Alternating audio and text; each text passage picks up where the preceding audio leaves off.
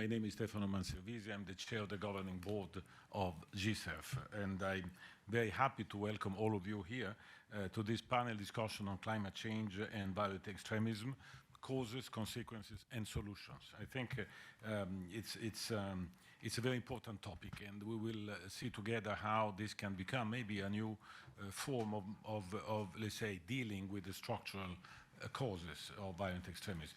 In addition to all of you, that I hope you will increase in number progressively, there are almost 100 of grantees and people which are connected online. So therefore, we have the possibility to reach out to different people which are not belonging to the same time zone. So therefore, we have to manage this also in terms of let's say, kind of discussion that we have.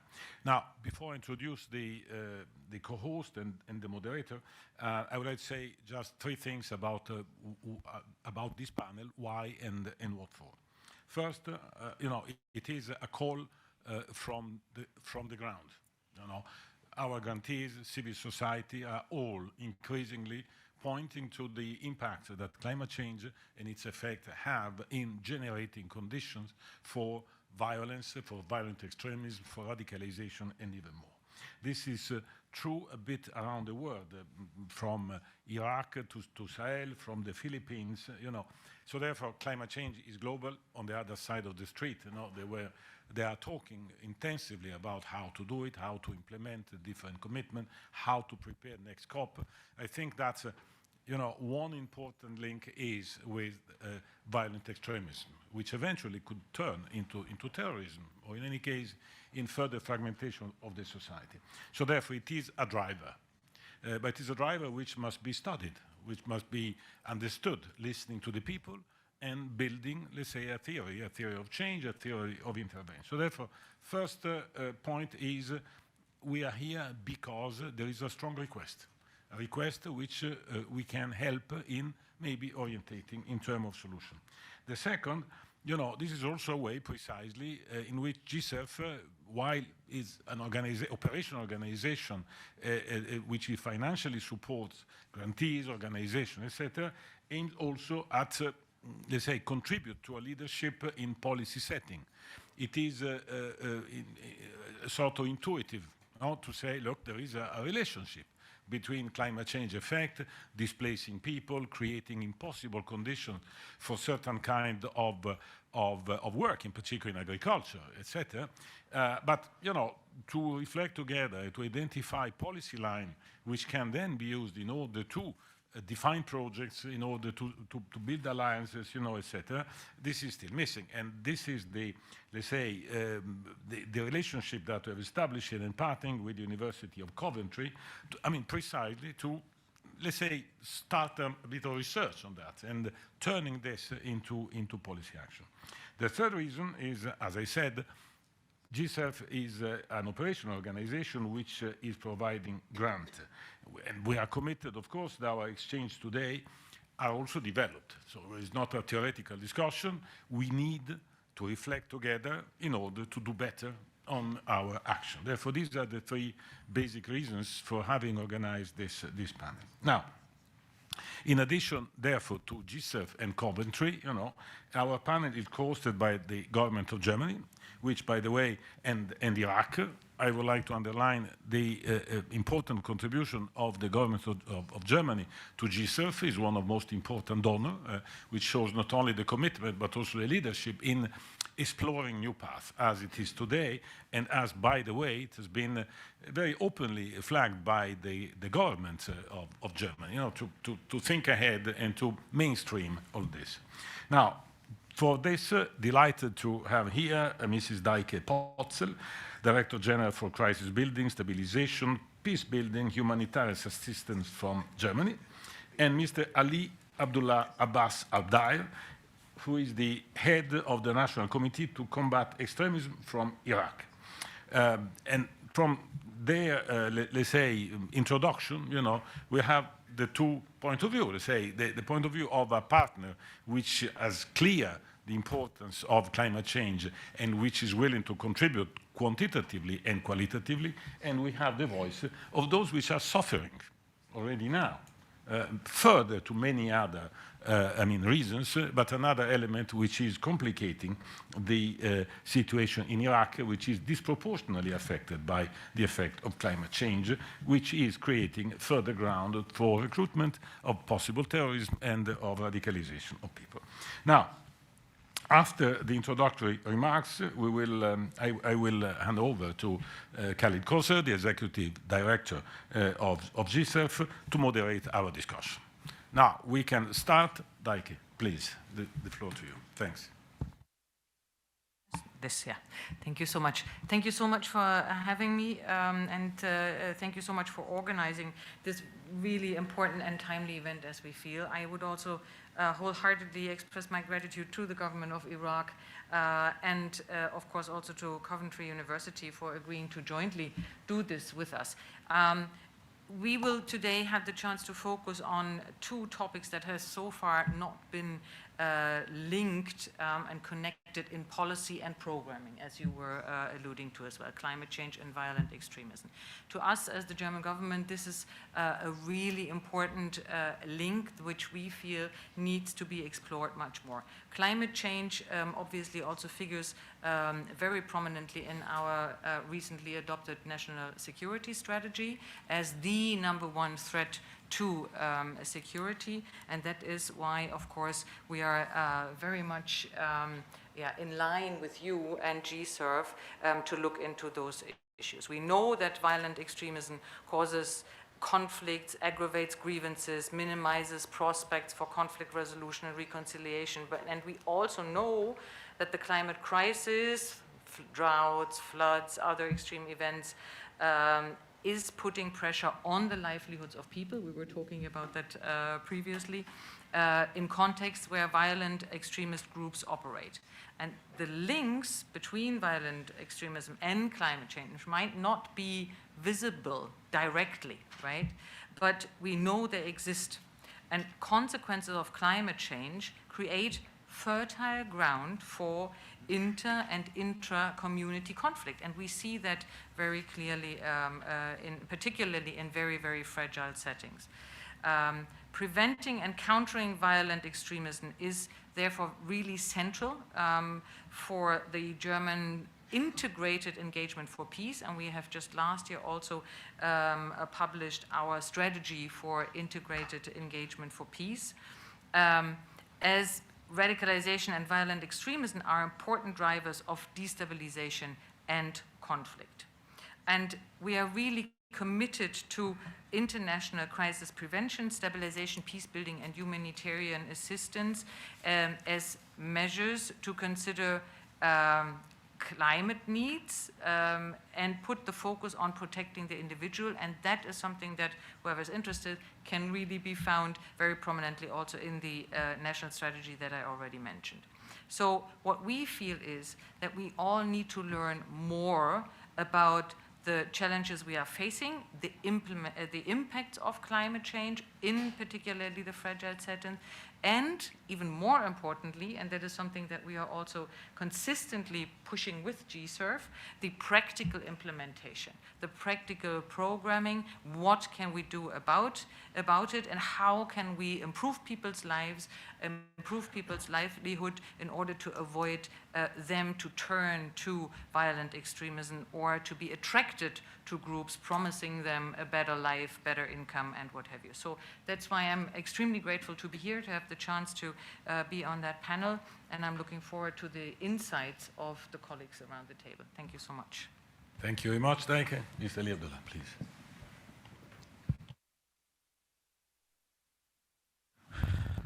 شكرا.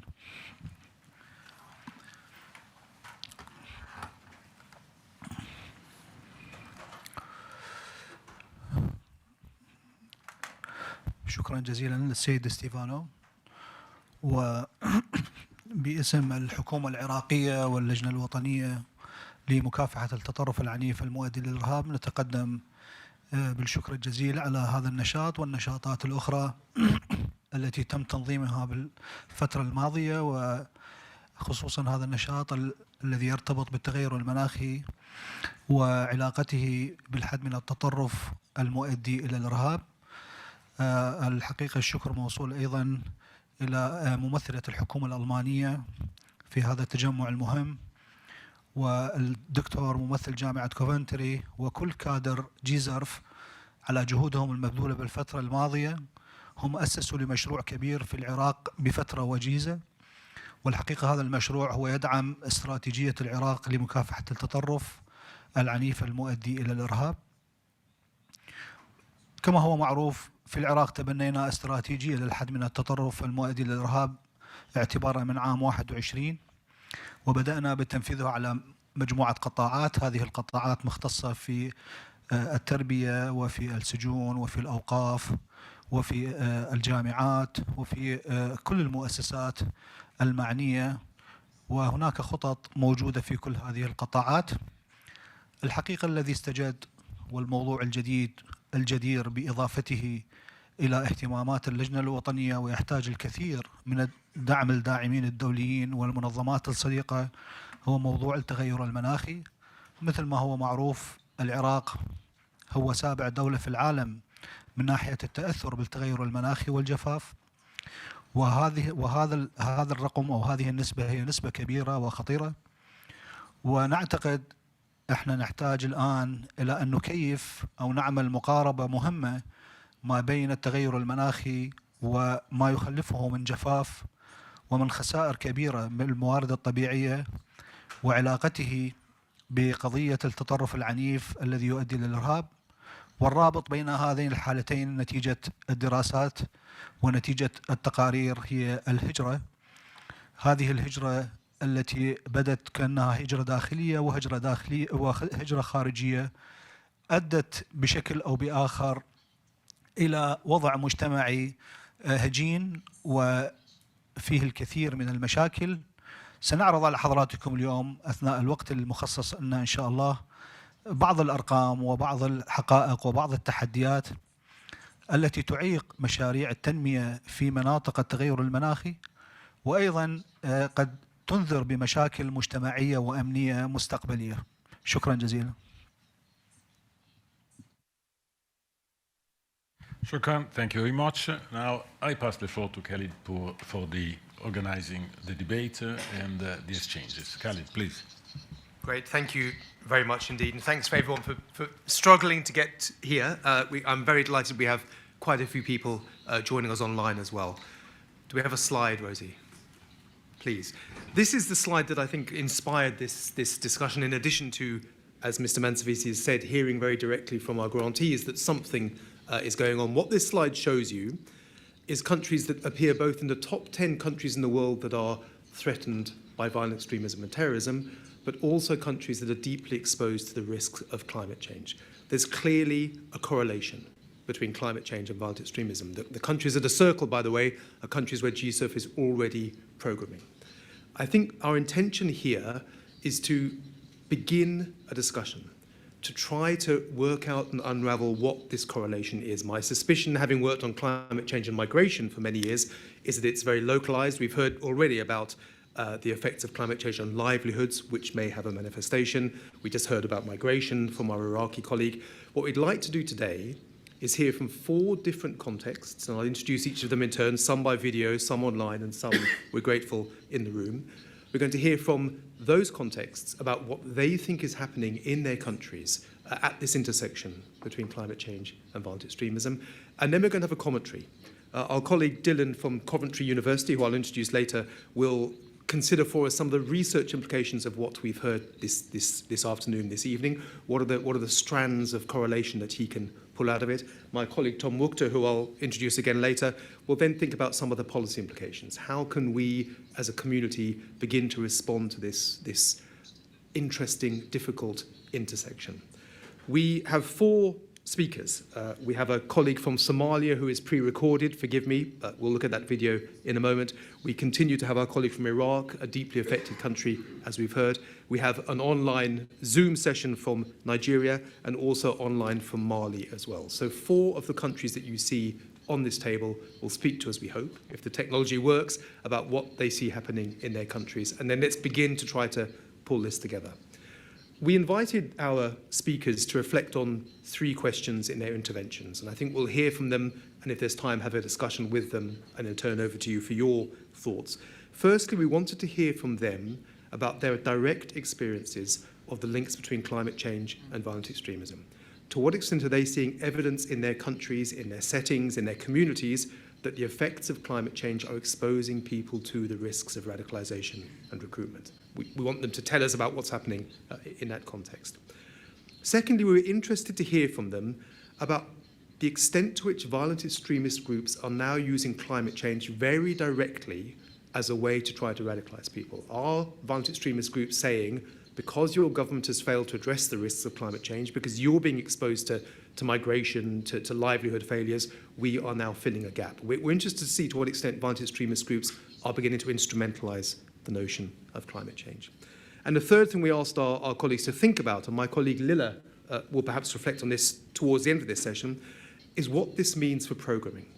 Because I think at the moment we program in silos. We do preventing violent extremism programming and we do climate mitigation programming. Clearly we need to think about how to bring those 2 sets of policies together. It seems to me that work on climate mitigation is an absolutely legitimate response to violent extremism as well. So thinking about how we can begin to work at this nexus, break down some of these silos, I think is important for us. Let's begin then, if we could, hoping it works, with a pre-record from a colleague in Somalia, again, one of GCERF's grantees. This is Mr. Mohammed Sheikh Hassan, who is a program manager of SWERC, S-W-E-R-C, in Somalia. Let's see if we can get him the video, please. My name's Mohammed Sheikh Hassan. I am IDF program manager. Coming to the topic, which is climate change and violent extremism. Climate change is a global phenomenon, and action to it must be treated as such. Side effects of climate change and violent extremism are severe drought, leads to the death of livestock, which is mainly the source of economic and livelihood for the Somali community. Another one is flash floods destroying infrastructure such as roads, shelters, and wash away farm produce. Migration also is part of the effects from rural areas due to dry up of water bans and shallow wells. Large number of IDPs from rural area seeking humanitarian intervention in urban areas. This will contribute to the number of poor population in urban area. Livestock migration to the neighboring countries such as Ethiopia and Kenya in search of water and pasture. This may sometimes lead to cross-border conflict due to the limited resources. Deforestation is also another major effect through which the burning of charcoal for trade. Insecurity to the local population, killing and targeting of aid workers, religious leaders, local opinion leaders, and elites. Therefore, lastly, nobody is born to be violent, but the circumstance and surrounding environment are contributing factors. It is not ideology, but poverty that drives youth to join extremism. What are the solutions? To combat these dual threats, we must address both climate change and violent extremism simultaneously. Climate mitigation and adaptation strategies can help reduce the environmental stresses that drive conflict. Additionally, fostering economic opportunities and social resilience in vulnerable communities can counter the appeal of extremism. I would like to conclude by saying the side effects of climate change are far-reaching and have a profound impact on our society and world at large. They create conditions ripe for the emergencies of violent extremism. To build a safer and more secure future, we must prioritize addressing both climate change and underlying causes of extremism only through comprehensive and coordinated efforts can be mitigated these threats and ensure a better world for generations to come. Thank you very much. Well, it's hard to think of a more powerful video that really makes the point that we're trying to make here this afternoon, this evening. I'm very grateful to Mohammed. Let me just sort of re-emphasize a couple of things he said. It's not ideology but poverty that drives people to violent extremism. I think a very clear conclusion. He gave us, I think, 4 clear intersections between the effects of climate change and violent extremism. One is the death of livestock and the effect on livelihoods, which clearly exposes people to poverty, to marginalization, to the risks of being recruited. He spoke about infrastructure being destroyed by the increasing number of floods, people having nowhere to go, no purpose, losing their homes. He spoke something close to my heart about migration, IDPs, increasing poverty, especially in urban areas, which we know makes fertile ground for radicalization. And he spoke about the way that migration can also promote cross-border conflict. Again, clearly an intersection there with violent extremism.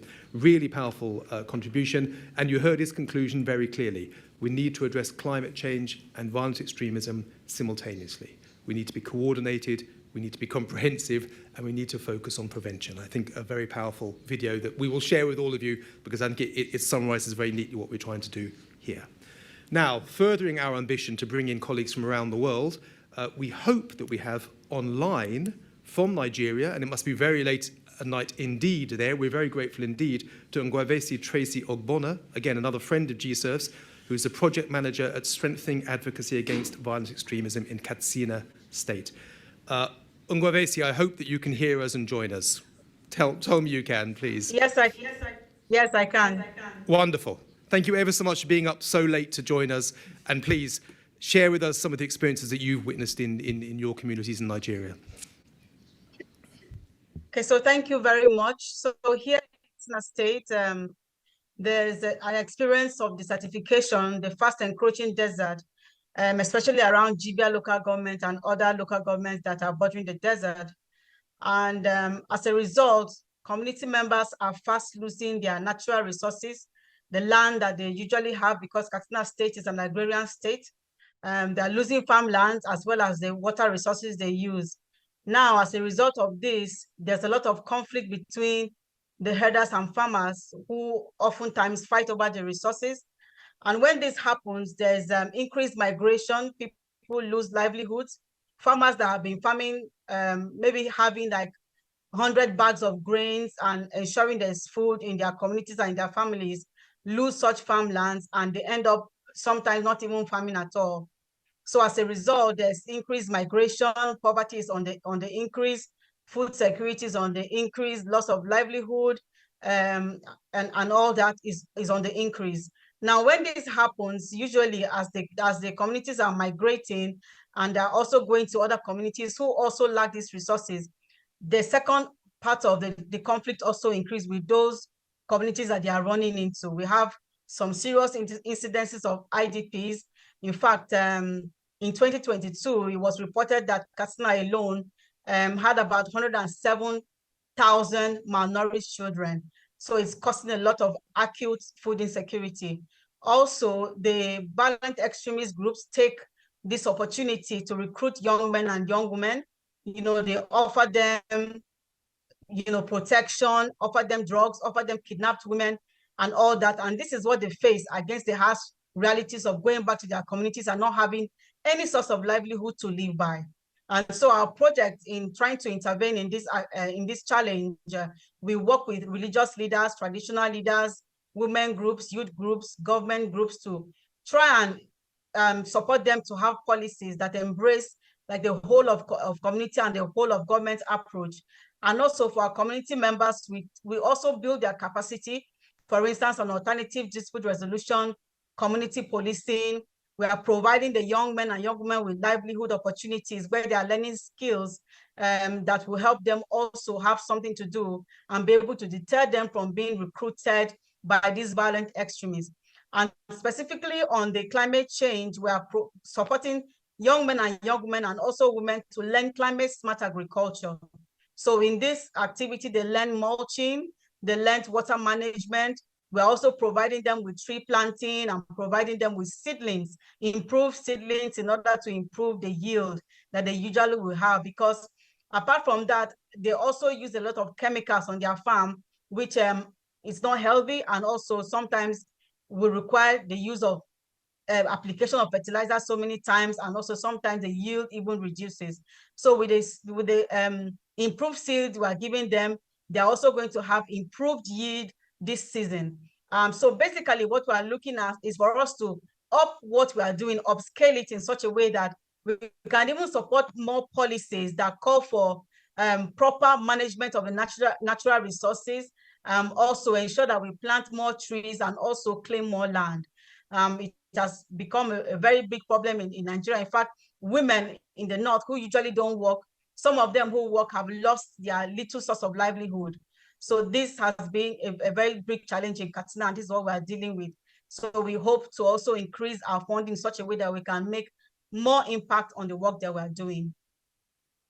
Thank you. Ungwaveze, thank you ever so much. And we can see you and hear you clearly. So let me take advantage of this link just to probe a little bit and ask a couple of questions before continuing with the panel. I mean, I think I heard you say that climate change is accelerating, exacerbating existing tensions, for example, between herders and farmers and migrants and non-migrants. I think there, towards the end, you very helpfully focused our attention on some of the solutions or the mitigation efforts, especially around natural resource management. I would just like to ask you, towards the end, you spoke about women, and I think that's been an important theme in the last couple of days here in New York, certainly in the context that I've been in. When you look at the climate change literature, there's a big literature about women being very important vectors of climate change mitigation within their communities. I think the separate world of violent extremism is recognizing that women are very important peacemakers. Could you say a bit more about the way that women are responding in the projects that you're supporting? Yeah, so actually we have a specific activity on women's safe space. So we engage about 200 women in the 4 local governments that we are working in, specifically building their awareness and training them on how to prevent violent extremism, and also support them with the information they need. We'll talk to them about gender-based violence. And, you know, we've been getting very good responses from our findings from the field. More women are taking actions within their communities. For example, some of them go to public places, maybe weddings, and talk about violent extremism. They also have maybe their female imams who also talk about prevention of violent extremism within their communities. They have also decided to come together, some of them, to have cooperatives where they contribute money and support each other in some kind of small-scale trade to improve their livelihood or improve their income. You know, so that's part of what we're doing. And also there is not just in the women's safe space, we have them incorporated in all of our activities, but we felt that having them also specifically targeted to train them also on how to lend their voices to their community members, community leaders is also very important. So they are mainstream throughout the project, but specifically we also target them in the women's safe space. Thank you, Ungwaveze. And it does seem to me that as we work at this intersection between violent extremism and climate change, it's another opportunity to promote the role of women within communities. I think this really is an intersection where women have a particular role to play. Stay with us if you could, Ungwaveze, even though it must be 3 in the morning or something where you are, but please stay with us as we go through the panel. We want to hear from our colleague now in the room about Iraq. We will also have an online intervention from Mali, but Director General, I know that you have to leave before the end of the panel. Would you like to speak first before you leave? It's up to you. Thank you so much. Yeah, that would be lovely. You know, we are all running around these days, so sorry about that. But I wanted to, first of all, thank you for those really powerful descriptions of what we are actually dealing with in our work as well. And in addition to that, I wanted to allude to a recent study by the UN Interregional Crime and Justice Research Institute, which also outlines very clearly that, for instance, Boko Haram is using the narrative of lost livelihoods for recruiting, basically, new fighters. So promising them a better life, promising them more income. So we know that. And we, back home, we are really trying to incorporate answers to climate-related security risks into our stabilization programming. And if you allow me, I would just give you two examples. One being, we have just been setting up a so-called coastal state stability mechanism together with our American partners, and also the Dutch are now joining in countering the expansion of instability and extremist violent extremism.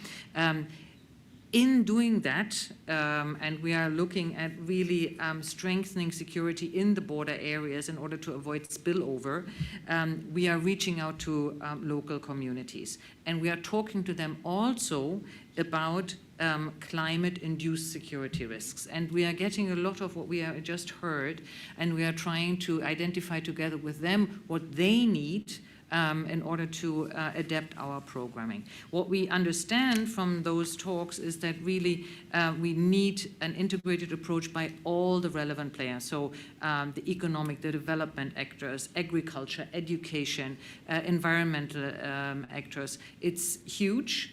And I want to throw in this one word which a lot of people are kind of fed up of hearing, but I'm really a big enthusiast about it. That's the HDP nexus. And I think really we need to make that work on the ground. We need to work better together, the different actors, to bring them together for the people. So another example that I wanted to cite here, what we are trying to do, we have a Germany-led weathering risk initiative, and that supports projects, for instance, in Nigeria and Somalia, to mediate conflicts by dialogue programs, for instance, that are really climate-induced. And you can see the results in, and we heard that a little bit here now as well, resource or conflicts over resources. And we are trying to help mediate those by facilitating peace agreements or resource agreements. And we are working very closely, for instance, with our great partners from the Center for Humanitarian Dialogue. I'm sure you know them very well, from Geneva. And for instance, just recently in August, they signed a peace accord over resources in north-central Nigeria, which addresses the implication of climate change. And those communities, they have been at odds with each other over a long period of time. And for the first time, they're actually able to work with each other, to talk with each other, and to really, find solutions to live a more peaceful, in a more peaceful environment. So it's really maybe a tiny little puzzle that we are setting up there, but I think this is the type of example for trying to mainstream climate risks or answers to climate risks in our stabilization work, and we are very happy to get even better in doing so, with knowing more and understanding better how these links work. Thank you. Thank you ever so much. And again, thanks for being here. And as you slowly depart, we're GCERF very grateful indeed for your continuing support and for leading this model, for trying to break down these silos and bringing these different dialogues and debates together. I think it's immensely important. And your point there towards the end about natural resource management being a solution, I think is immensely important. You know, we have found in some of our projects, and again, my colleague Lila might say a few words about this, I'm echoing a little, how, you know, natural resource management can be a way to bring together communities that are in conflict, or bring together different parts of communities. I mean, this is a way to really build a common consensus between people within the communities who clearly all care about the environment. So I think the environment as a solution is immensely important. Let's continue hearing again a range of perspectives which we hope that our two expert commentators will pull together for us. Mr. Albader, firstly, thank you for being here again. Thank you for being such a wonderful GCERF board member. You've spoken already as the co-host of this event and welcomed us here. We now invite you to reflect a little bit on your experiences in Iraq about this link between climate change and violent extremism. Please, sir, over to you.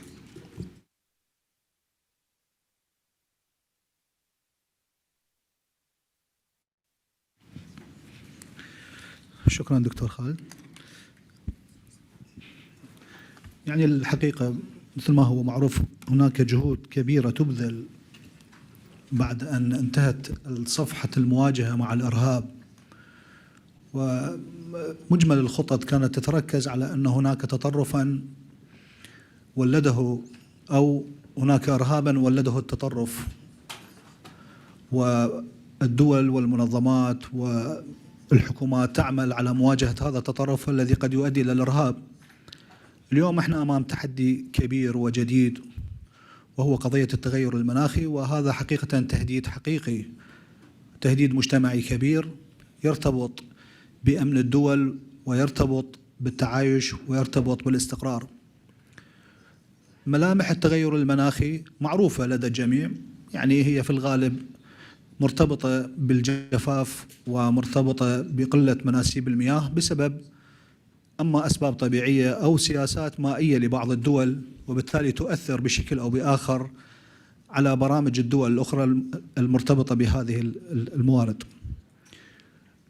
في العراق هناك حالة كبيرة وحالة مقلقة من قضية التغير المناخي حقيقة، وملامح التغير المناخي في العراق قد تختلف عن البلدان الأخرى، والسبب أنه العراق لديه موارد طبيعية جيدة، لديه أهوار، لديه ثروة سمكية جيدة وكبيرة، لديه ثروة حيوانية، لديه حيوانات برمائية نادرة الوجود، وكل هذه تهددت بسبب التغير المناخي، والأساس هو الجفاف. أنا حقيقة حبيت أخذ مثال لمحافظة عراقية واحدة وأعرض بعض الأرقام أمام حضراتكم، وهي محافظة ميسان. هذه المحافظة التي تقع في أقصى جنوب العراق، وهي محافظة معروفة فيها كثير من الأهوار وفيها الكثير من المساحات الشاسعة الزراعية وفيها مشاريع نفطية كبرى. الآن واقع المحافظة بسبب التغير المناخي فيما يخص الزراعة هو كالتالي: مساحة المحافظة بالكامل هي 6,500,000 دونم. الأراضي الصالحة للزراعة هي 2.6، يعني تقريبا نص الأراضي أو أقل من نص هي أراضي صالحة للزراعة. التغير المناخي أثر على هذه النسبة، فقط الأراضي الصالحة للزراعة يعني 430,000 دونم الآن هي أصلا متصحرة لا تصلها مياه نهائيا. 300,000 دونم مهددة بالتصحر بسبب التغير المناخي. إذن احنا أمام تحدي قريب. نصف الأراضي الصالحة للزراعة في محافظة ميسان، وهي محافظة واحدة أنا أخذتها كمثال موجودة في جنوب العراق، مهددة بأن تخرج عن الخطط الزراعية. هذه المساحات الشاسعة حقيقة كان التأثير عليها كبير، فضلا عن المحافظات الأخرى. يعني قضاء الفاو اللي هو قضاء ساحلي في البصرة 70% من الأراضي خرجت عن الخطة الزراعية 70%، والسبب هو صعود اللسان الملحي بسبب أنه قلة الإمدادات،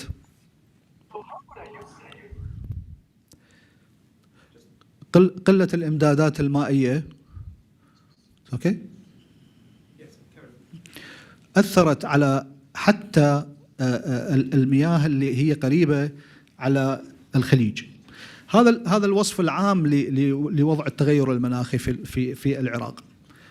إذا أردنا نركز على موضوعنا اللي هو علاقة هذا التغير وعلاقته في التطرف العنيف المؤدي إلى الإرهاب، أو في الحد من التطرف العنيف المؤدي إلى الإرهاب، هناك بعض الأبعاد اللي يمكن إحنا نعتبرها عوامل دفع، وهذه عوامل الدفع هي أصلا مرتبطة بعوامل الدفع نحو التطرف اللي موجودة في الاستراتيجيات المعروفة. مثلا اختلال المنظومة الاقتصادية، مثل ما هو معروف الاقتصاد وفرص العمل وفرص الاستثمار قلتها تؤدي بسبب أو بآخر تؤدي بالنتيجة إلى زرع حالة من تهديد للتعايش السلمي في أي منطقة بالعالم. هذا واحد. الهجرة والنزوح الداخلي، هذه تقريبا هي مرتكز التأثيرات اللي عانت منها بعض المدن العراقية. الآن أكو هجرة، وهذه الهجرة هي ليست بالقليلة، هناك أعداد كبيرة والأهم من ذلك أنه الموروث العائلي أو الموروث الثقافي لهذه العوائل المهاجرة وذهابها للسكن في مناطق أخرى قد ولد مشاكل. حقيقة هذه المشاكل هي تهديد للسلم المجتمعي. اليوم أكو بعض المناطق في أقصى الجنوب تذهب منها عشائر بالكامل بسبب توقف الإنتاج الزراعي وتوقف منظومات الري إلى المناطق المقدسة. هذه بها مجموعة تحديات. مثلا في المناطق المضيفة لا الموازنات المالية تتحمل هكذا أعداد، ولا المنظومة التعليمية تتحمل هكذا أعداد، ولا المنظومة الصحية تتحمل هكذا أعداد، وبالتالي هذه أصبح تهديد في المنطقتين، المنطقة اللي منطقة النزوح والمنطقة التي استقبلت النازحين. يعني هناك حقيقة أنه العراق من ناحية الموارد ومن ناحية الاقتصادية هو جيد، يقدر يعالج بعض الأمور، وهناك خطط للتغير، لكن القضية المجتمعية وقضية السلم المجتمعي الذي قد تهدده أو يهدده التغير المناخي تحتاج إلى الكثير من العمل ويحتاج إلى الكثير من التعاون. زيادة نسبة النزاعات على الثروات الطبيعية مثل ما ذكروا الإخوان في الدول العربية الأخرى، هناك نزاعات بسبب الثروات الطبيعية. لا يكاد يمر يوم إذا لم تكن هناك أو لم يكن هناك نزاع عشائري أو ما شابه بسبب قلة الموارد الطبيعية. لو كانت الحصة المائية تكفي أو لو كانت الأراضي الزراعية تستقبل مياه كافية لما كانت هذه المواجهات العشائرية اللي هي يعني متكررة بشكل أو بآخر. هذا الموضوع قد يكون يعني وضعه في الحسبان شيء مهم جدا، باعتبار أنه هذه النزاعات تؤثر بكل الأحوال على الاستقرار وعلى خطط التنمية. هناك تهديد كبير للثروة الحيوانية ولا سيما النادرة منها. مثل ما ذكرت لحضراتكم في الأهوار أكو بعض الحيوانات أو الطيور أو الأسماك هي نادرة حتى على مستوى العالم. هذه كارثة كبيرة طبعا حقيقة، قد تكون غير واردة في بعض الدول لكن في العراق موجودة. هناك بعض السلاحف المسجلة عالميا على أنه هي نادرة. لما ينشف ماء الهور أو المستنقع المائي هذه تصبح مهددة. ليش؟ لأن هذه تأكل الأسماك وبالتالي تقتل من قبل البشر، فانقراضها أصبح أكثر قربا من السابق، وهذه حالة قد تكون هي تنذر بخطر كبير من هذا الموضوع. أيضا التغير المناخي يعرقل كل الجهود للاستفادة من الموروث الثقافي لهذه المناطق. تعرفون حضراتكم الأهوار هي سجلت في اليونسكو على أنها هي منطقة آثار عالمية، وبالتالي هذه القيمة ذهبت الآن لا قيمة لهذا التصنيف الآن على مستوى العالم، باعتبار أنه بعض الأهوار جفت وبعض الأهوار انتهت عمليا وخرجت عن الخدمة. هناك برامج شبابية وبرامج تخص المرأة والطفل. الحكومة وضعت مجموعة من البرامج. احنا في لجنة مكافحة التطرف لدينا الكثير من البرامج بمساعدة منظمات المجتمع المدني. هناك برامج تخص العملية التربوية، هناك برامج تخص المرأة، هناك برامج تخص الشباب، وهناك برامج تخص الأطفال واليافعين. هذه الفئات العمرية هناك عدد كبير من البرامج تستهدفهم، والسبب أنه أكثر هذه الفئات العمرية هي تأثرت بشكل أو بآخر بالنزاعات بسبب الإرهاب، بسبب تواجد الكذا. بالتالي التغير المناخي والهجرة عرقلت كل هذه البرامج. توقفت بعض البرامج عندنا وبرامج كبيرة في هذه المناطق يفترض أن تمضي للعامين القادمين. هناك حالة في المناطق المحررة أو المناطق اللي موجودة في غرب العراق وفي وسط العراق. بعض الأراضي الزراعية أيضا تأثرت بالتغير المناخي والجفاف وخرجت عن الخدمة، وبالتالي حتى هذه عرقلت عودة النازحين الآن الموجودين في المخيمات. الحقيقة هناك قرار بأن تغلق هذه المخيمات ويعودون بما فيهم المخيمات اللي موجودة خارج العراق مثل مخيم الهول أو ما شابه. هذا الموضوع أو هذا التهديد الجديد الآن اللي يهدد الأراضي الزراعية والتي تعود إلى العوائل النازحة أيضا عرقل عودتهم، باعتبار أنه عودتهم الآن هي في وقت غير مناسب، وفرصتهم للاستثمار وللعيش أيضا راح تكون غير موجودة.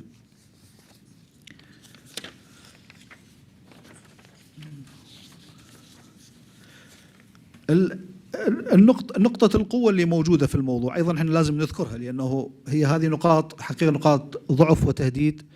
لكن هناك برنامج أطلق السيد رئيس الوزراء في شهر آذار الماضي، برنامج كبير هو لمعالجة أسباب الهجرة والتحول للطاقة المتجددة، وأيضا تأهيل مواقع التمر الصحي ومشاريع مكافحة التصحر. هذه كلها مشاريع مولتها الدولة على أنه تعيد نوعا ما الحياة إلى هذه المناطق. لكن يبقى عندنا التهديد المجتمعي وتهديد الهجرة، ويبقى عندنا تهديد المواجهة بسبب قلة الموارد موجود، ويحتاج خطط وعمل وتعاون وتفاعل. إذا يسمح لي دكتور خالد في بعض الدقائق فقط ممكن أعطي فكرة عن المبادرات اللي يمكن أن نعملها بالتعاون مع المنظمات الدولية. ممكن استثمار جهد المجتمع المدني. المجتمع المدني لدينا تجربة جيدة معهم. أوكي؟ لدينا تجربة جيدة مع المجتمع المدني، ومنظمات المجتمع المدني موجودة ومنتشرة في هذه المناطق. ممكن استثمار جهودهم في حملات توعية من مخاطر الهجرة السريعة. اليوم لما يهاجر المواطن اللي عنده قلة في الموارد، ما قاعد توصل له أو ما توصل له إلى الآن فكرة عن خطورة هذه الهجرة وخطورة ترك أرضه. حملات توعية أنها نحتاج بشكل موسع وكبير. أيضا هناك برامج التعويضات، يجب أن تكون هناك برامج للتعويضات على الأقل تقدير مرحلية، هي ليست دائمية، ولكن على قدر الضرر المرحلي إلى أن تبدي برامج الدولة تأخذ دورها على المدى البعيد.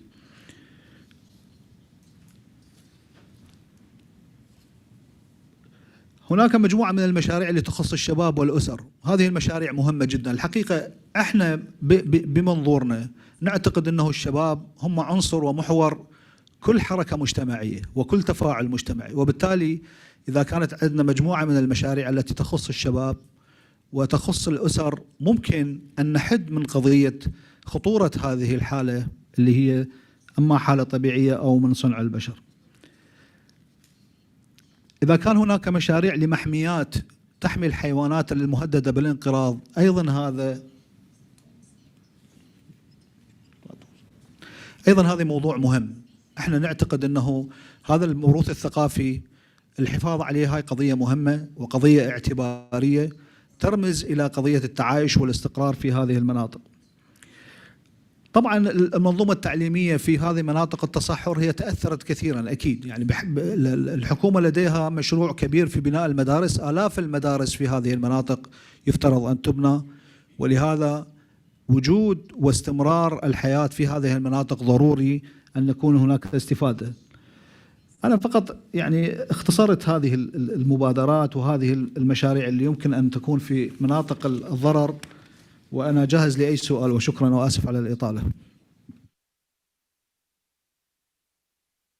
Thank you ever so much, and sorry for cutting you slightly short, but we must make sure we have time for our online colleague in Mali, where I think it's also very late, and also, ladies and gentlemen in the room, any questions or comments that you have from your experiences. And we do have lots of people online, and I'm not sure we'll make it work, but we also welcome questions or interventions or comments from colleagues online. They may have to write it into the chat box, and one of my colleagues can read it out. But I'm very much hoping in this tour of the world and trying to understand the similarities and differences between this link between climate change and violent extremism, the last country we'll zoom in on, I hope, using Zoom, is Mali. And I hope that Amadou Togla, our friend from ICD in Mali, is with us. Amadou, can you hear us?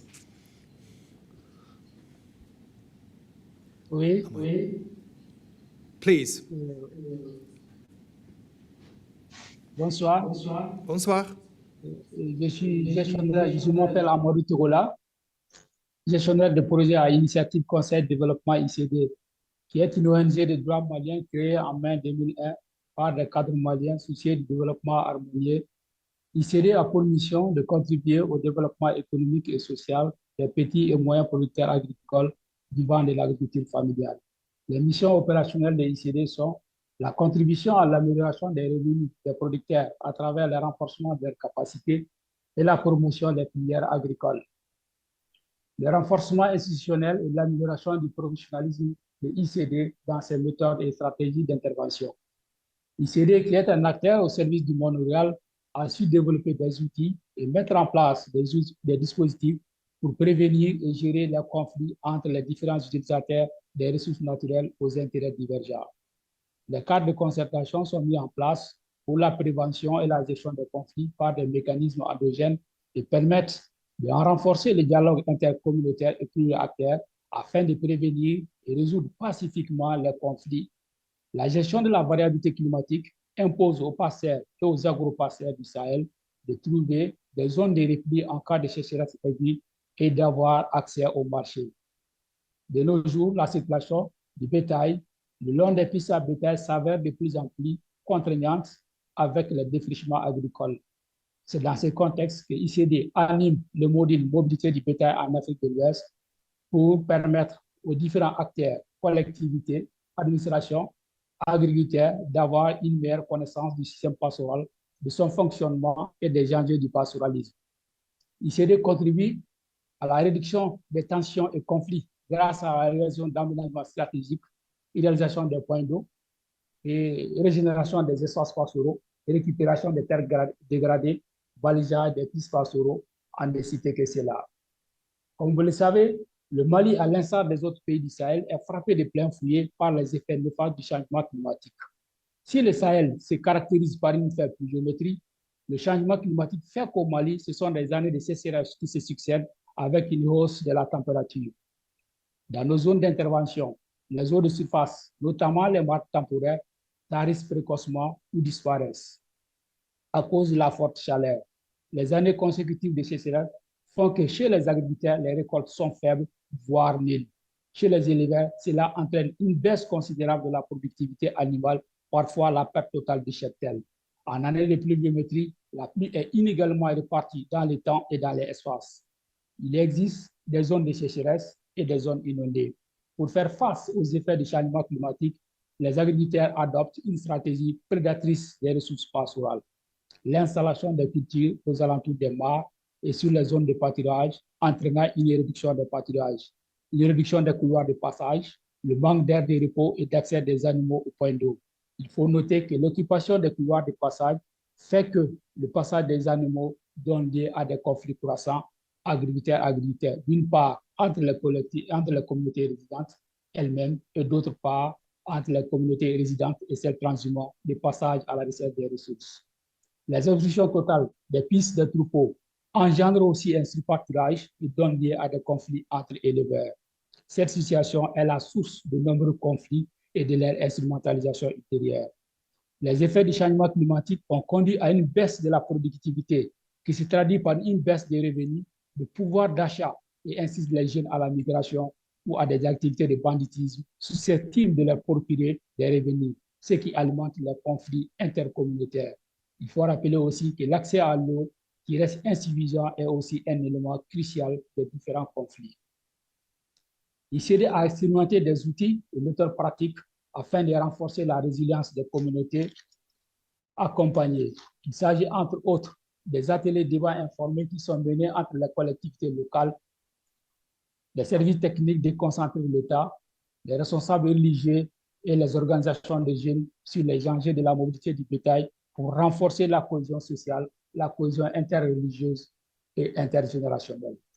Des cadres de concertation et de promotion d'une cohabitation apaisée qui sont mis en place dans les zones où les conflits entre agriculteurs et éleveurs liés à l'accès aux ressources, à la transhumance sont les plus fréquents. Ils permettent de prévenir et d'apporter une résolution à l'amiable des conflits. Nous faisons également la sécurisation et les aménagements des pistes de passage des animaux et des aires de pâturage à travers une ingénierie sociale. Les aires pastorales sont sécurisées par les accords sociaux à la suite des négociations avec la communauté, mais aussi physiquement par un géoréférencement et l'implantation de balises. Les limites des aires pastorales sont ainsi déterminées et sont sous-traites de toute autre activité agricole, favorisant une immobilité apaisée du bétail, une réduction des conflits et permettant aux éleveurs d'échapper aux désastres et aux chocs climatiques. Dans une zone de projet, les terres sont constituées d'importantes superficies glacées sur lesquelles ne se développe aucune espèce végétale, même en année normale. La récupération des glacis par des techniques appropriées ou leur ensemencement par des espèces fourragères avec l'approche du travail à haute intensité de main-d'œuvre est une de nos activités qui permet d'augmenter la superficie cultivable et de créer de nouvelles zones pastorales, mais aussi la création d'emplois temporaires pour les jeunes. La réalisation de points d'eau, de forages équipés de laboratoires et de bornes fontaines, du fait des fortes hausses de température, pendant les mois de mars à juin, les points d'eau de surface se trouvent asséchés, même en cas d'année de bonne pluviométrie. Les forages visent donc à faciliter l'accès des communautés riveraines, des éleveurs et des animaux à l'eau en vue de maintenir les performances de production et surtout de diminuer les tensions liées à l'usage de l'eau. Par ailleurs, des soutiens financiers sont accordés aux activités génératrices de revenus au profit des femmes pour une autonomisation financière.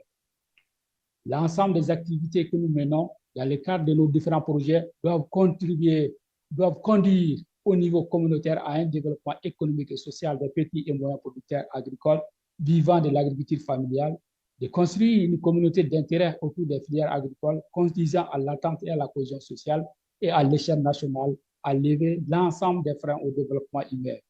Aujourd'hui, des communautés qui étaient en conflit autour des ressources naturelles se concertent pour mieux gérer ces mêmes ressources grâce aux outils développés par ICD et par d'autres organisations donnant l'espoir d'un lendemain meilleur.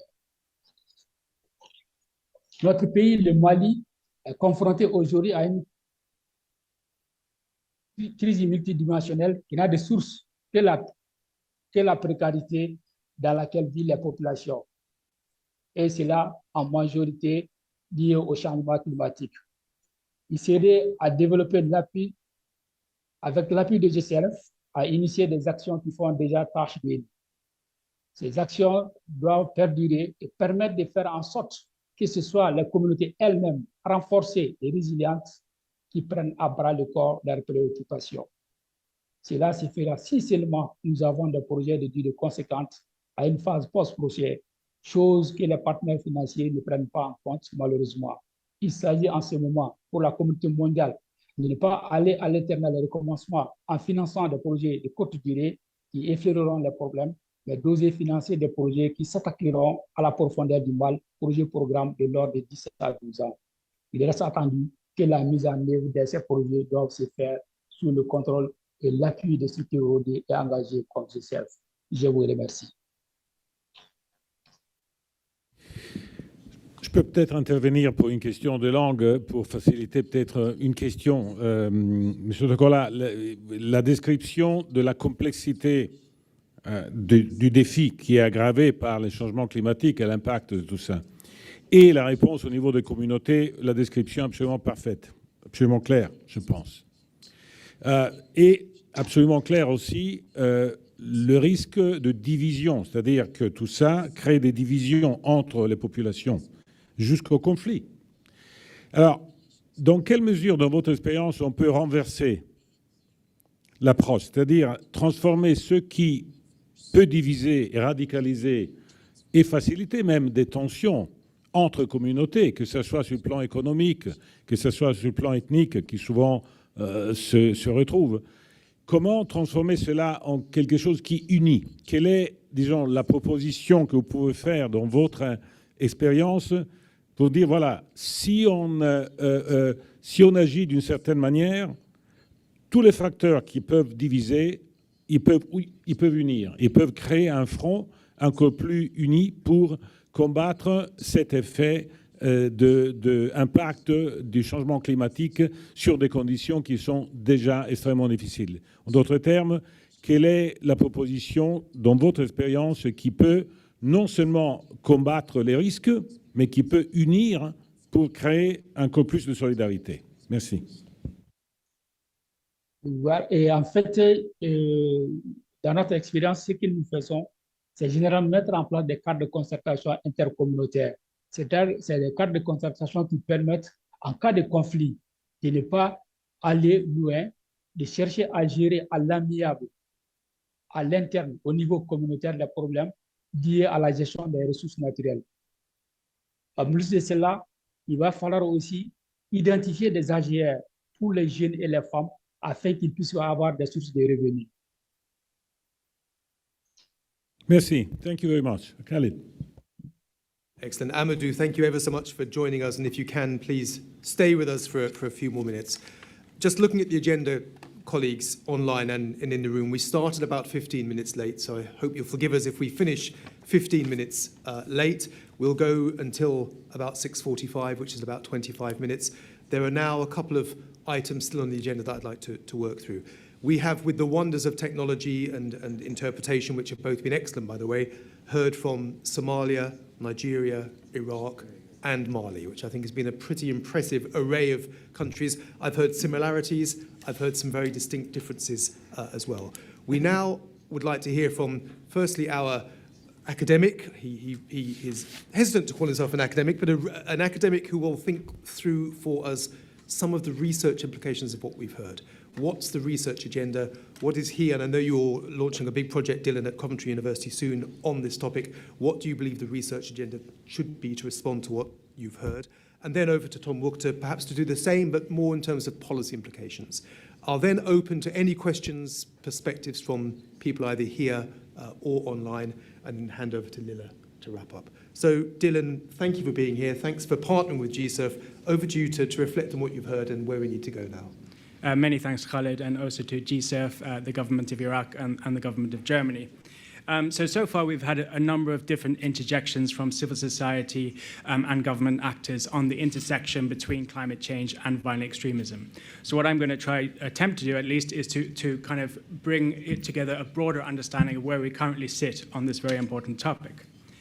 I think it's very clear that there's an overwhelming consensus that climate change is one of the biggest challenges that humankind is currently facing. So we've already seen that it is, damaging political, economic, and social systems, and this will only continue in the decades to come. We've also seen that it is intensifying and driving violent conflict across the globe. Now, violent extremism is also a major societal challenge and violent extremist groups are fostering and expanding a number of conflicts globally, which is why I think it's so important that we're here today discussing the intersection between the two.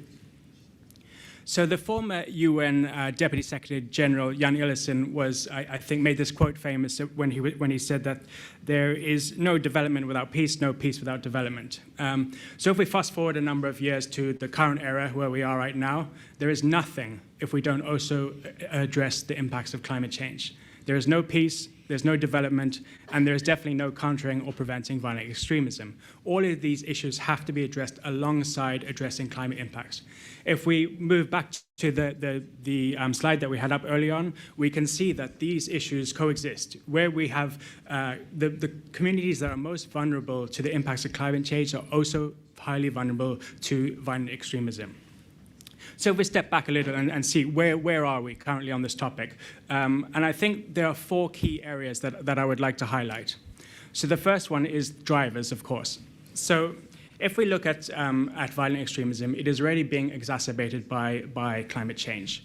There are a number of drivers of violent extremism that I think are magnified by climate impacts. So if we look at marginalization, social boundary hardening, poverty, inequality, these are magnified by climate impacts such as the destruction of livelihoods, which you've heard earlier on today, increased resource scarcity, again, we've heard this earlier on today, population displacement, and reduced government penetration to communities at the margins. So we've heard this from all the civil society actors already today.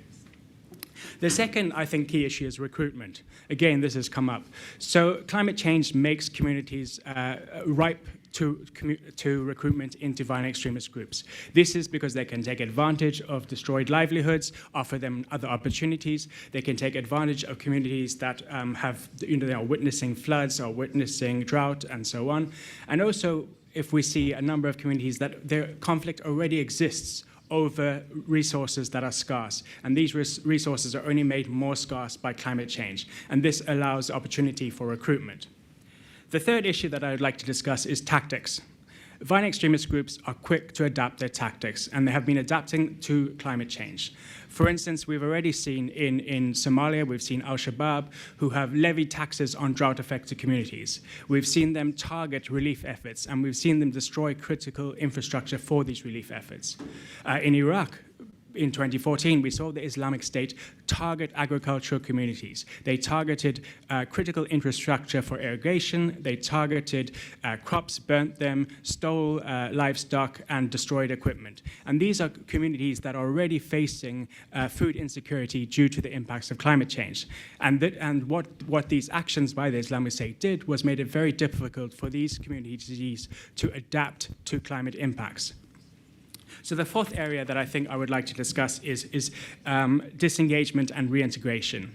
So we've already heard today that resource management or shared resources offers a clear opportunity for disengagement and reintegration. However, these resources are challenged by the impacts of climate change. They are made more and more scarce, which makes it difficult for this to be an entry point. Nonetheless, I would like to highlight that there is also an opportunity here where we can target climate adaptation and reintegration together and have more sustainable opportunities for communities to leave violent extremist groups. So these are some of the key areas, 4 of them, that I think need our attention if we're going to look at the intersection between the two. I mean, I was already referred to as the academic at the table, and as the academic at the table, it's unsurprising, I suppose, that I'm going to call for more research into the topic. And I'm not just saying that because I'm a researcher and I want to do it. I'm saying that because I think it is critical. These form part of a very complex system. And in such complex systems, you cannot address one driver without having unintended consequences on other drivers. We need to understand the very specific natural system, the very specific societal system, and the intersection between the two if we are going to address climate change and violent extremism. So, I mean, I think it's very clear that violent extremism needs climate adaptation, but you cannot simply add it on. That's not how it works. These are parts of complex systems, and there could be negative consequences, which is why we need to understand how they come together. Therefore, I think we need research, and that's what we are currently trying to do together with GCERF, is to create this framework that allows policy actors to then engage with this. And we're creating a network as well with GCERF so that we can ensure that this information moves on. So if we go back to the civil society interventions, I think for such a framework, these are key. If we're going to target specific communities and we need to understand how climate change and how violent extremism are emerging in these communities. To develop such a framework, these local voices are key, which I think this is where the work of GCERF comes in and how important it is. And I think this is also why events such as this are so important. So we bring together these multiple voices and increase our understanding of what is a very significant issue, but it is an issue that is only going to grow and grow in the years to come. Thank you very much for your time. Wonderful. Dylan, thanks very much. Drivers, recruitment, tactics, disengagement, a clear framework for us to move forward. And I think to reinforce something you just said, an online comment from someone very brave who stayed up very late in Somalia, from Somalaid, Ahmed, and he says, climate change is real and there is a long-term risk in relation to violent extremism in Somalia. We need more strategic and informed engagement. My organisation recommends that partners take a more integrated approach to conflict analysis, policy making and programme. And I suspect that's a nice segue to Tom. Please, Tom, over to you and welcome back. Thank you, Khalid, and hello to the people online and also those that are still in the room. And I thank the organizers. I'm not an academic. I approach this from a practitioner perspective. I spent the last 15 years doing capacity building in that really hardcore counterterrorism world. But I spent the last year thinking, what do I want to do next? And I'm basically coming at this from the perspective, policy implications, what to do next, by addressing the conditions conducive to terrorism. The UN, we're at the UN right now. There's 4 pillars in the counterterrorism strategy. A lot of emphasis on capacity building and measures to stop terrorists, but we've really not been able to put the emphasis on the conditions, and that's where climate change is at. I think we need to look at, after 20 years of this work, we've heavily devoted addressing the aftermath of 9/11, how do we reprioritize resources. I listened to the other speakers. There's a common point that we face a resolve that we need an action now. Yet the question I'm asking myself as a practitioner and speaker is whether we're mortgaging our future by not focusing on the impact of climate change in such areas as conflict, gender violence, disadvantaged youth. A great and really recent article, which I recommend if anybody wants to come up to me after this, is whether our foreign policy agenda is an extinction agenda. As the world loses time to act, leaders are working to dominate the ruins of this world, and it's imperative that we work on decarbonization, but we're really preoccupied, unfortunately, with kinetic conflicts. And in my days as a cadet at West Point, we always said duty is doing the right thing at the right time without being told to do so. I'm not sure we're doing our duty right now on climate change at the highest levels of the UN. You know, we all came out of COVID hoping that humanity would have a renewed sense of purpose tackling climate change, lifting poverty conditions with developing countries. And we heard from these speakers in Mali, Nigeria, Somalia, loss of natural habitat. But I know I sat there when I watched the Twin Towers burning, thinking to myself, this is bad, but we can't overreact or we will squander the international goodwill. The past years now, after coming out of COVID, we have a lot of political dysfunction going on that really needs to focus on climate change. Now, there is hope that we can reach a consensus because we did reach that after the terrorist attacks. Partners east of Vienna, for example, pledged and truly committed to identify the sources of these threats. But now I ask myself, since the resurgence of populist policies, are we spending more time on not addressing underlying conditions? I applaud the local and constructive work of GCERF as the right focus on these conditions, strengthening constructive engagement on non-traditional threats. Because unfortunately, this non-traditional climate change threat coupled with traditional threats is like a Molotov cocktail, and it's created, despite a large counterterrorism architecture, do we have the right balance of where we want? Or should there be a forward-looking call for leadership to expand the definition of transnational and non-traditional security concerns as our core work? So how do we respond to this? Are we developing synergies? I heard this word a lot. I'll sort of go to my closing because I know we're pressed for times. Yes and no. I would refer to those building community resilience, such as Khalid and his team, a well-recognized SIPRI article, you know SIPRI, Stockholm Peace and Research Institute. We have yet to make climate change a standing agenda item on the Security Council agenda. This is long overdue. This is peace and security, yet we can't reach even that fundamental thing. And then from there, resources are always mentioned, but short in reaction. I think we need to look at accepting a burden sharing or adding climate change to the fundamental work of international security-related organizations. They have to give up some of their budget to address climate change. It is a zero-sum game. I've been around this world too long as a practitioner. It takes billions, not millions, to mitigate climate change. Developing synergies between efforts and change build community resilience. I heard this from these great speakers. This is a kudo to GCERF. I would close with a couple quick points. I would encourage, as a policy implication, networked climate change relations across international organizations.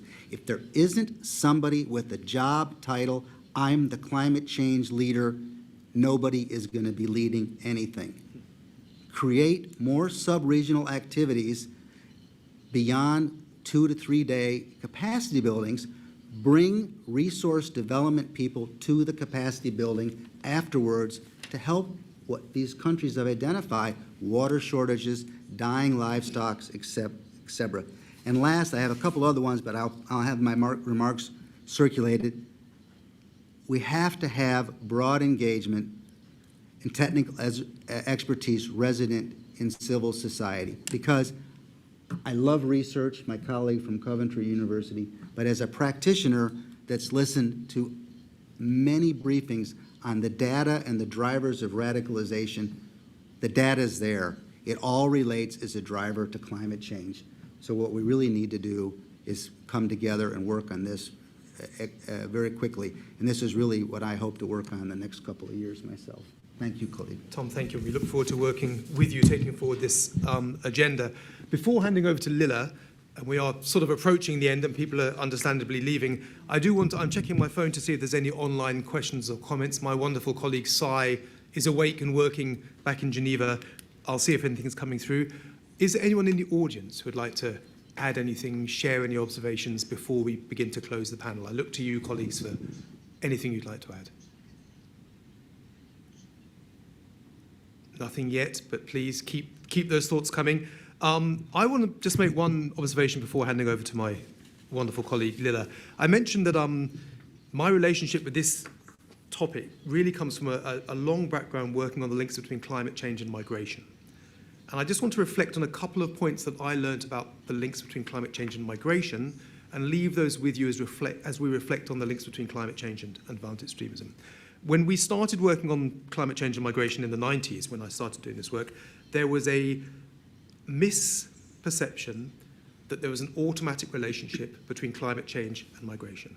Climate change will lead to mass migration from Africa, people getting on boats, arriving in Europe. This was the perception that was alive at the time. And it took us many years to really push back against that. Firstly, the nature of the climate event matters, slow onset or long onset. Secondly, migration is not an automatic outcome. You can stay and adapt. You can move internally. You can move internationally. So we really tried our best to break the notion that there's a causal link between climate change and migration, and I think we need to be careful about this too. I don't think we are here saying that climate change will automatically lead to violent extremism. I think we need to understand the context, and that's what we've heard from our colleagues today. And the final point I'd make is this: we made this point strongly in the migration context. I make it strongly in the violent extremist context, and I think Tom made this point as well. We are not here to address climate change because of the violent extremist risk. We're here to address climate change because we have to address climate change, and VE is just one of many implications that takes place if we don't do that. Lila, let me just see if there's any comments. No questions from the online audience, tells our colleague. Lila, please, over to you. Thank you very much. Having the honor of being the last speaker on the last panel for the end of the day, I will keep it just very short. So I think we have heard it from many that climate change is not a root cause of violent extremism, but certainly one of the clear destabilizing factors that can contribute to radicalization and recruitment. And we heard it from everyone that there is an absolute urgent need to address this nexus in a very practical way. And research is helpful, but we need actions. Climate change definitely contributes to direct drivers of violent extremism, such as the loss of livelihoods, displacement. There is a prediction that by 2050, there will be 200 million people displaced because of climate change. Obviously, we are not suggesting that 200 people will become violent extremists, but this is going to weaken the resilience of people and communities. There's another prediction that famine that is caused by climate change is going to increase by 20% by 2050, again, reducing the resilience, including to radicalization, including to violent extremism prevention. There will be cross-border conflicts, destructions of infrastructure, poverty, natural resource management is depleting. These are all things that are weakening resilience. But there is a good news, and you have heard the good news, that there are organizations, civil society organizations, national governments like the government of Iraq, Germany, and many others who have recognized that these issues have to be addressed immediately. We have heard that colleagues in Mali are supporting better farming and alternative dispute resolution. In Somalia, there are social resilience initiatives. In Nigeria, there are smart agricultural projects and natural resource management. And the good news is that if these initiatives are being put in place, they are there to stay. My colleague Andre, who is leading the M&E, or Performance and Impact Department of GCERF, he and his team has conducted an evaluation a year after when GCERF support has ceased in Nigeria on this smart and climate resilience project.